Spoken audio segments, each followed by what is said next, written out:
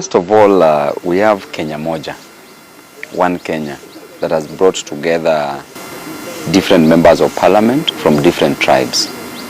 As you can see, there are different tribes. Actually, it is the Kenya Moja that is comprising of many tribes and brings about Kenyans together. We are not a third force. We are the only force because there is no any other alternative to leadership. When you look at the way the government is working, the main intention why we came together is so that we can provide checks and balances to the excesses of the government. We are not happy with what the government does. We are not happy with the extrajudicial killings. We are not happy with the corruption in the country. We are not happy with the high cost of living. We are not happy with the overtaxation of Kenyan citizens. We are not happy with high cost of education in this country. We are not happy with unemployment rate in this country.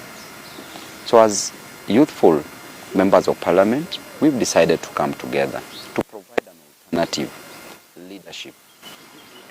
This country is going to remain for us. We are closer to the future than any other person who is older than us. When you look at the law of succession, Mr. Melita, the law of succession, there's a doctrine called the doctrine of Comorientes. It tells you that if a person who's older and a younger person dies at the same time, it is presumed that the older person died faster.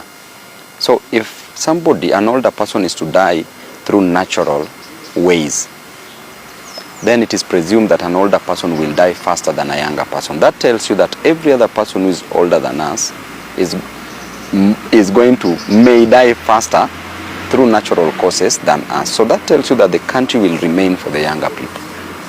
If we remain in a country that is destroyed by those who are ahead of us, then we will have no country to take care of. We are leaders of today. We are leaders of tomorrow.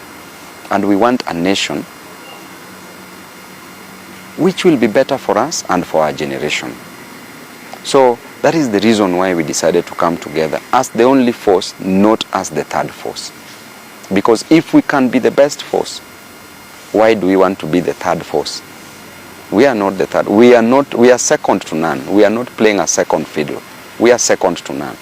We are the first force. We are the only force. But the only force with an intention to be passionate, to fight for the interest of Kenyans. But you see, Melita, you've seen people with political parties but have no following. We may not have a political party, but we have the people. Every Kenyan is in our team. We have the people. Every political party is always registered with an intention to get the people. But the moment we have the people, then in ourselves, the name Babu Owino, ain't it bigger than almost 100% of the political parties in this country? So Babu Owino alone is a political party. Right? Yeah, so Babu Owino can be elected even without a party. You know, Melita, we are not rebelling in ODM. We are not rebels. We are working within the dictates and principles of democracy. And ODM means Orange Democratic Movement. Therefore, we are working within the dictates and the principles of the party. And democracy dictates that the majority will have their way, while the minority will have their say. Within ODM, Baba himself said that you are allowed to speak. You are allowed to be democratically correct. Being democratically correct means that those majority, let them have their way, and also the minority within ODM also should have their say. And that is what we are trying to do. We are working within the dictates and principles of ODM party. Those who are rebels are the ones who went to boo Baba the other day when they called for a joint PG, that is UDA and ODM. Why did ODM MPs decide to boo Baba? Ain't that rebellion? Ain't that lack of loyalty? That is disloyalty. For those of us who didn't go, we knew what was going to happen, so we didn't want to be part of the people who were planning to boo Baba. But otherwise, we are working within the dictates and principles of ODM as a party. You know, Melita, we are the honor of the people. We are the way we are, we have the people on the ground. In politics, there's the sky and the ground. The sky are the principles. And the sky will always depend on what the ground says. But if we can get to the ground directly, then we don't need the sky. The only person we need in the sky is God, who is in heaven and who is also omnipresent.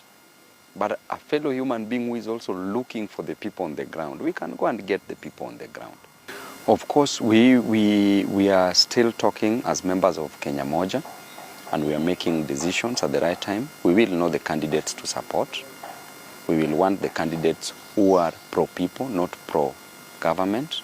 Candidates who will work for the people, not candidates whom after being elected will serve their own selfish interest. So we are still talking, and I'm very sure that we are going to support some of the candidates across the country. And whoever we will support, we will win. That person will win. The outfit already. As we speak, Kenya Moja has 70 members of parliament. I've been speaking to Ndindi Nyoro. He will soon be part of this movement. And there will be other people, other MPs. But most importantly, Kenyans are behind this movement. This movement is bigger than any other movement that has ever been formed in this country. This is the movement that will take people to Canaan. And this is the only movement that all Kenyans should join.